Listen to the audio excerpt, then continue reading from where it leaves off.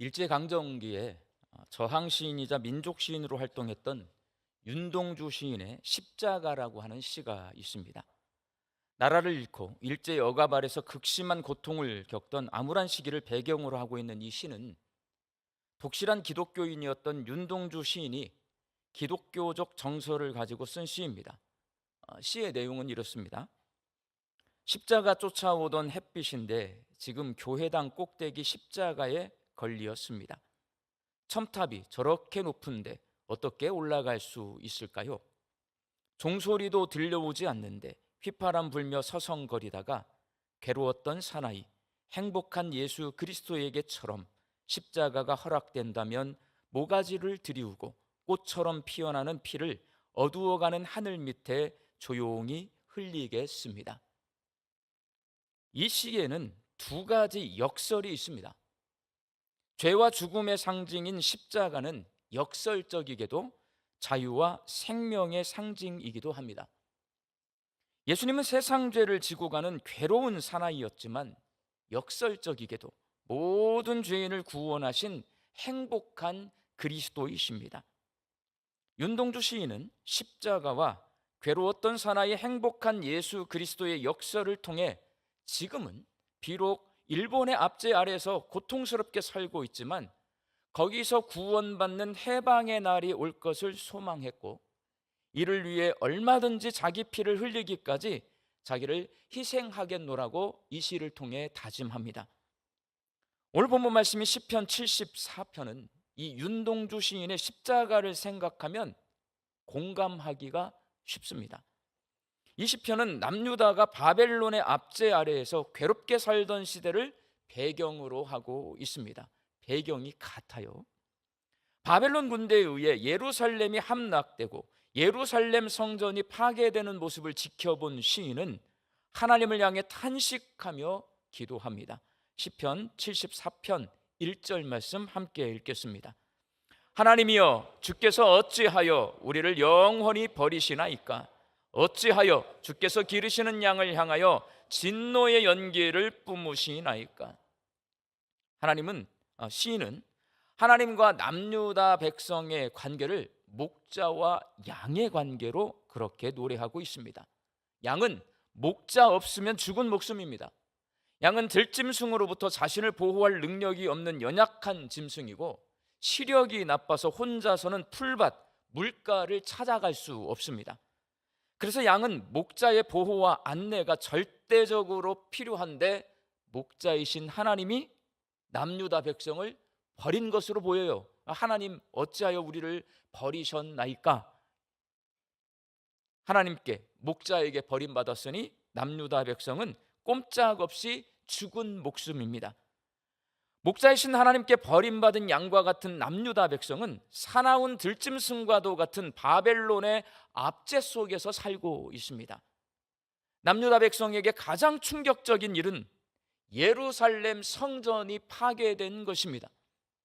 이스라엘 백성이 이집트에서 탈출해서 광야에서 40년 동안 훈련받은 후에 가나안 땅을 정복하고 그 땅에 정착한 이유 딱 하나입니다.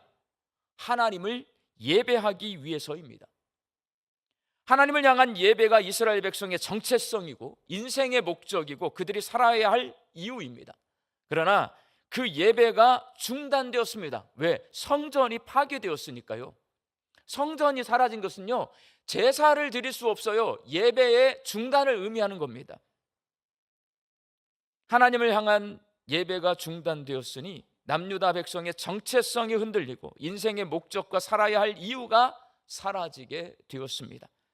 그래서 시인은 하나님 앞에서 탄식하고 있습니다.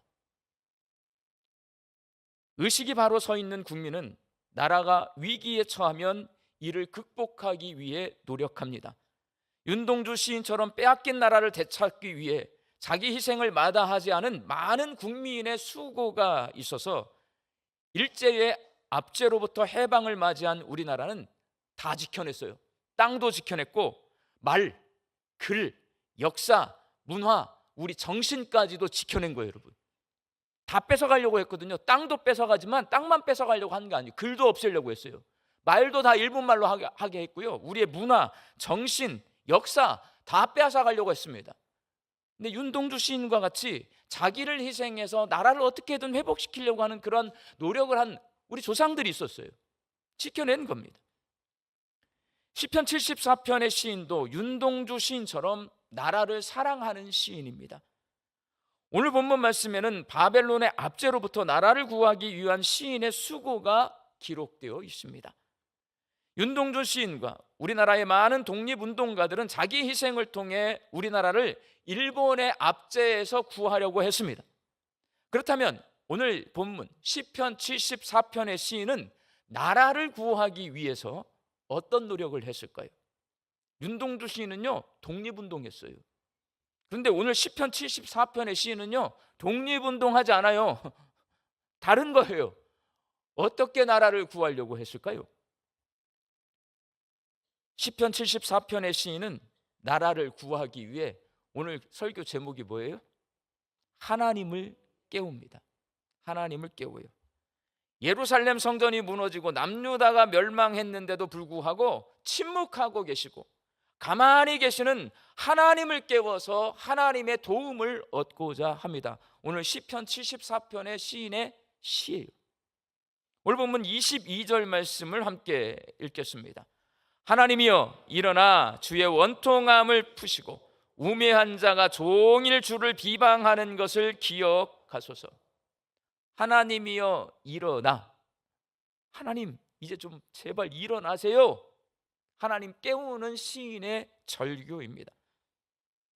제자들이 예수님과 함께 배를 타고 갈릴리 호수를 건너가는데 광풍이 불었어요. 유라굴로. 배가 가라앉을 지경에 이르자 주무시는 예수님을 흔들어 깨웁니다. 똑같아요. 나라가 망했어요. 예루살렘 성전이 불탔어요. 자기가 할 수 있는 일은 뭐냐면 하나님께 도움을 청해야 되는데 하나님이 도와주시질 않아요. 침묵하고 계세요. 아무 일도 하지 않아요. 그 주무시는 것 같은 하나님을 하나님이여 일어나소서 시인은 깨우고 있는 거예요. 이 시편 74편 22절은 그렇게 읽어야 돼요. 하나님이여 일어나소서. 이렇게. 고대 사회의 전쟁은 나라와 나라의 전쟁이기도 하면서 신들의 전쟁이기도 했습니다. 초강대국인 바벨론과 힘약한 나라인 남유다의 전쟁은 바벨론의 신 마루둑이라고 해요. 마루둑과 남유다의 신 여호와 하나님의 전쟁입니다. 이 전쟁에서 승리한 바벨론 군대가 하나님의 집인 예루살렘 성전을 불태운 후에 너희의 신인 여호와 하나님은 도대체 어디 있는 거냐 조롱합니다.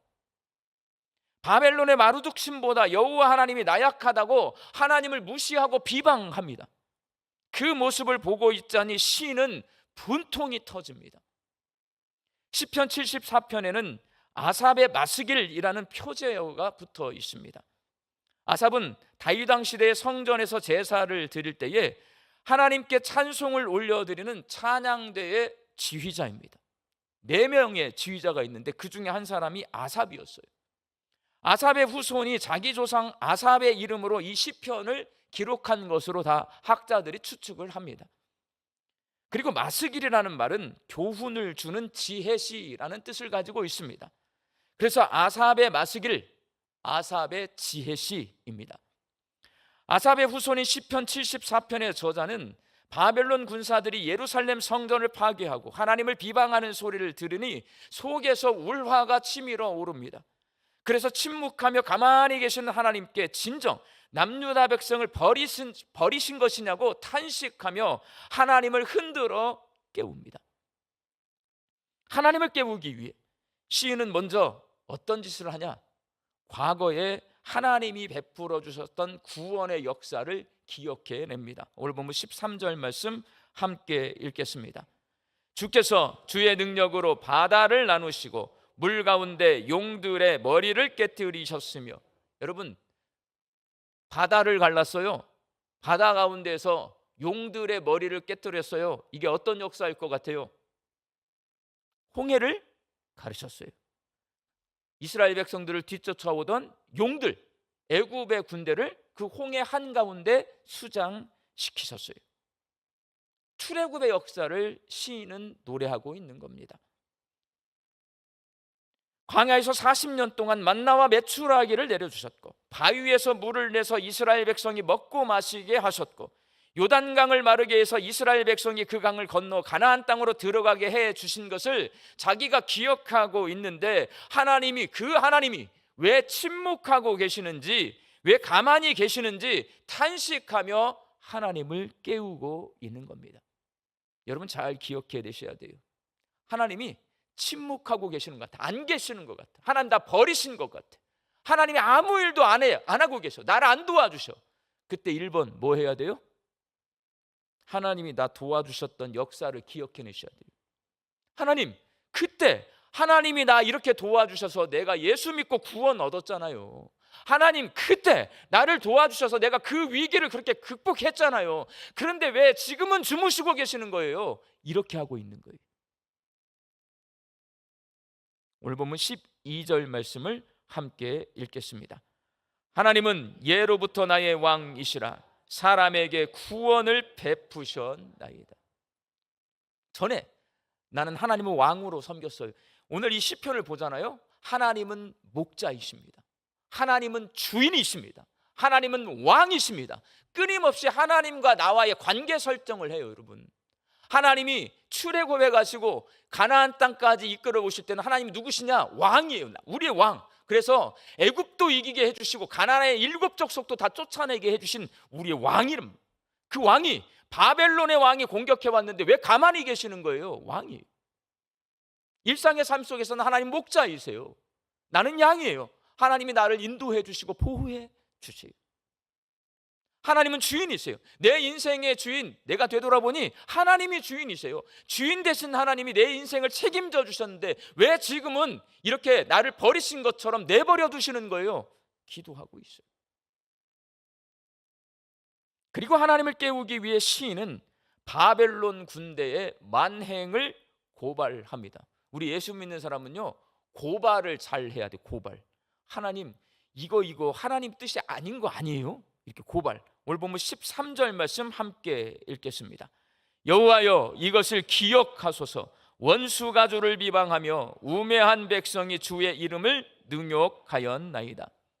시인은 전쟁에서 승리한 바벨론 군사들이 하나님을 모욕하고 하나님의 이름을 함부로 말하며 멸시한 것을 고발합니다.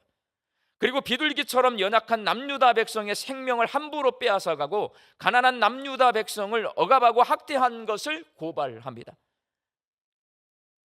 그러니 이제 하나님께서 깨어나셔서 이렇게 나쁜 짓을 하고 있는데 하나님이 좀 일어나셔서 아브라함과 이삭과 야곱과 모세와 다윗 왕과 맺은 언약을 기억하시고 남유다를 바벨론 군대로부터 구원해 주시고 지켜주실 것을 하나님 앞에 요청합니다.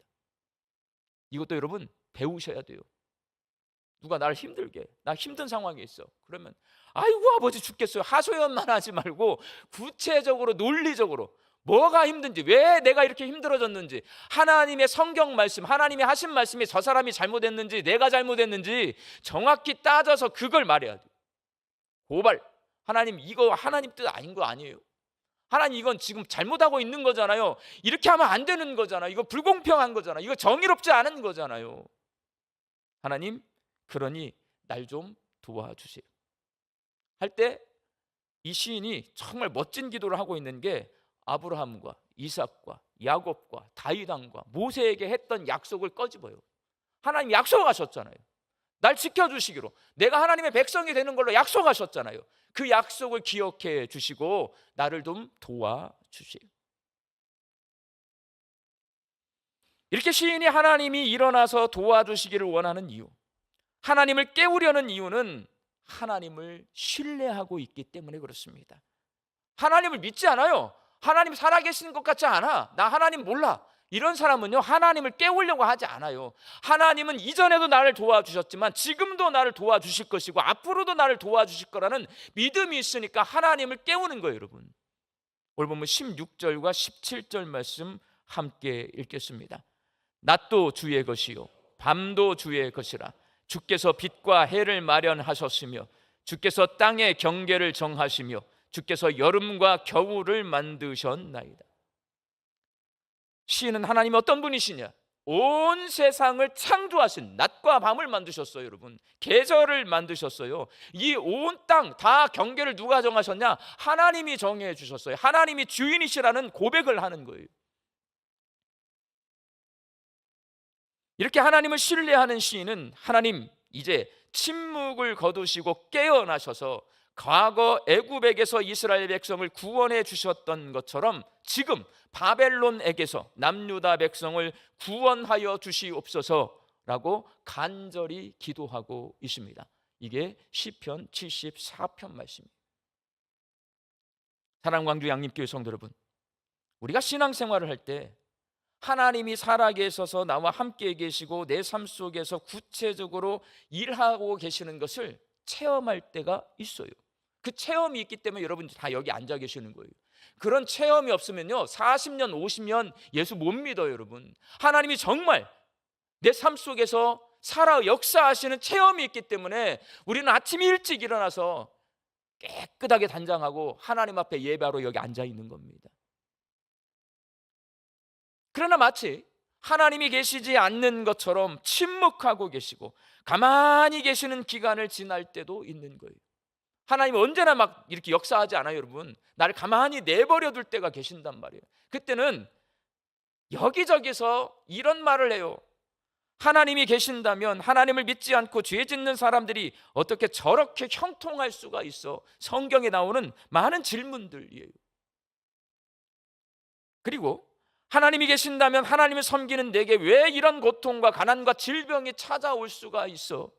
성경에 기록되어 있는 질문들입니다. 내가 하나님을 잘 섬기고 있는데요, 하나님을 섬기지 않는 사람이 나보다 더 잘 살아, 나보다 더 건강해, 나보다 더 평안해. 이걸 보면 아니 왜 저 사람은 하나님을 안 믿는데 저렇게 잘 나가는 거야? 근데 나는 하나님을 믿는데 왜 이렇게 내 삶은 찌질이 궁상인 거야? 이 질문을 모두가 다 던집니다. 그러나 성경은 모세를 통해 하나님이 어떤 분이신지 우리에게 이렇게 가르쳐 주십니다. 신명기 32장 10절 말씀을 함께 읽겠습니다. 여호와께서 그를 황무지에서 짐승이 부르짖는 광야에서 만나시고 호위하시며 보호하시며 자기의 눈동자같이 지키셨도다. 우리 성도님들 눈동자와 같이 지켜주옵소서 기도할 때 많이 하시는 문구잖아요. 모세의 기도예요. 여러분, 하나님이 침묵하고 계신다고 해서 우리에게서 눈을 돌리신 것이 아니라는 말씀입니다. 하나님은 우리를 눈동자와 같이 지켜보고 계시는 분이세요. 내가 잘 나갈 때도 아니면 내가 찌질이 궁상으로 살고 있을 때도 하나님은 여전히 나를 눈동자와 같이 지켜보고 계신다. 성경은 우리에게 가르쳐 줍니다. 그리고 시편 121편 4절 말씀을 함께 읽겠습니다. 이스라엘을 지키시는 이는 졸지도 아니하시고 주무시지도 아니하시리로다.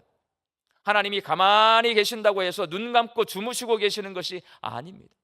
하나님은 졸지도 않고 주무시지도 않은 채 우리를 여전히 지켜 보호하여 주시고 계세요.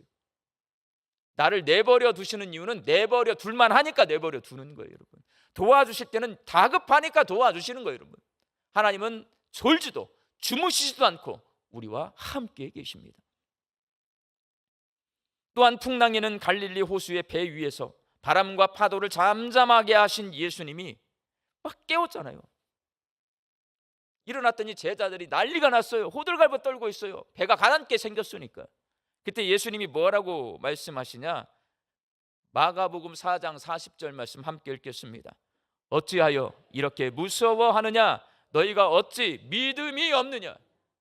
하나님은 눈동자와 같이 나를 지켜보고 계시고 졸지도 않고 주무시지도 않고 거기 함께 계시는 거잖아요. 딱 맞는 말씀이에요. 그 뱃속에 배가 가라앉게 생겼지만 누가 함께 계세요? 예수님 함께 계시고 있는 거예요. 그런데 막 그래요. 죽을까 봐. 그러니까 예수님이 일어나셔서 하시는 말씀이 너희는 왜 이렇게 믿음이 없냐? 똑같습니다. 흔들어 하나님 깨우잖아요. 우리에게 뭐라고 하실까요? 우리 설교가 흔들어 하나님을 깨워야 됩니다가 아니에요. 여러분, 흔들어 하나님을 깨웠더니 뭐라고 말씀하시냐고요? 너희들 왜 이렇게 믿음이 없냐? 나 네 옆에 있어. 걱정하지 말고 가자.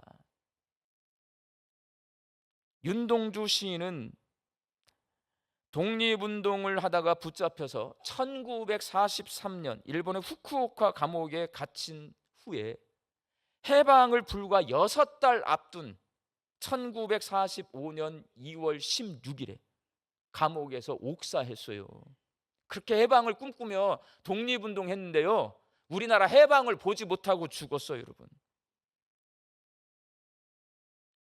죽었지만 6개월 후에 8월 15일 날, 우리가 광복절 아니에요, 2월 16일 날 돌아가셨어요. 8월 15일 날 광복됐습니다. 보지 못하고 죽었지만 하나님의 역사는요 흘러가는 거예요. 여러분, 내가 보지 않는다고 해서 하나님이 일하고 계시지 않는 것이 아니란 말이에요. 윤동주 시인은 해방을 보지 못했지만 우리는 광복되어서 자유 대한민국에 살고 있어요. 여러분, 시편 74편의 시인도 남유다가 바벨론에서 해방되는 것을 보지 못했을 것입니다. 그렇지만 남유다가 망한 지 70년 만에 바벨론의 포로로 잡혀갔던 사람들이 예루살렘으로 돌아오기 시작합니다. 완전히 국권이 회복될 때까지 420년이 걸려요. 그 다음 페르시아의 또 압박을 받고 계속 강대국의 지배를 받아요. 420년 만에 다시 국권이 회복됩니다. 많은 이스라엘의 사람들이 하나님 앞에 기도해요. 하나님, 일어나서 우리를 좀 도와주세요. 도와주세요. 하나님이 일하고 가만히 계시는 것이 아니에요. 일하고 계시는 거예요. 하나님의 역사를 써가고 계시는 거예요. 420년 후에 해방이 돼요. 그 사람들은요, 이스라엘 사람들은 430년 동안 애굽에서 종살이 했어요. 430년 만에 해방됐잖아요. 다시 가나안 땅으로 왔다가 조금 있다가 또 바벨론에게 망해요. 그리고 또 420년 만에 해방이 된단 말이에요. 하나님은 그들을 이끌어가고 계셔요. 버리지 않아요. 우리가 윤동주 시인처럼, 그리고 시편 74편의 시인처럼 하나님을 깨우기 위해 하나님 제발 일어나세요 라고 간절히 기도하면 하나님을 깨우는 것이 아니라 잠자던 내 영혼이 깨어나서요 졸지도 주무시지도 않고 세상을 다스리고 계시는 왕이신 하나님을 보게 됩니다. 그래서 하나님 깨워야 돼요, 안 깨워야 돼요? 깨워야 돼요. 여러분, 깨우면 하나님한테 잔소리 들어. 너 왜 이렇게 믿음이 없어? 그럼에도 불구하고 하나님을 깨워야 내 영혼이 깨어납니다. 여러분, 주무시던 예수님을 깨웠어요. 제자들이 뭘 봤어요? 바람아 잔잔하라, 파도야 고요하라. 바람과 파도가 예수님께 순종하는 모습을 제자들이 봤어요. 여러분, 잠자던 하나님을 깨워야 역사를 주관하고 계시고 내 인생을 주관하고 계시는 하나님을 볼 수가 있는 거예요. 내가 하나님을 깨우지만 누가 깨어나는 거냐면 내가 깨어나는 거예요. 내가. 우리 광주 양림교회 성도들이 좀처럼 해결되지 않는 어려운 일을 만났을 때 하나님 제발 일어나세요 라고 간절히 기도하며 하나님을 깨워서 잠자던 내 영혼을 깨우시기를 바랍니다. 그래서 온 세상을 다스리고 역사를 주관하고 내 인생을 이끌어가고 계시는 왕이신 하나님을 만나고 하나님의 뜻을 이 땅에서 이루며 살아가는 겸손한 하나님의 백성들이 되시기를 주님의 이름으로 축원합니다. 기도하겠습니다. 하나님, 저희들이 폭풍석을 걷고 있지만 하나님이 침묵하고 계시고 가만히 계시는 것처럼 느껴질 때에 하나님 제발 일어나세요 라고 간절히 기도하게 하여 주옵소서. 하나님을 깨우기 위해 간절히 기도할 때 잠자던 내 영혼이 깨어나 나와 함께 계시는 하나님을 만나게 하여 주시옵시고 내 삶의 주인 되신 하나님의 다스림 안에서 살게 하여 주옵소서. 예수님의 이름으로 기도하옵나이다. 아멘.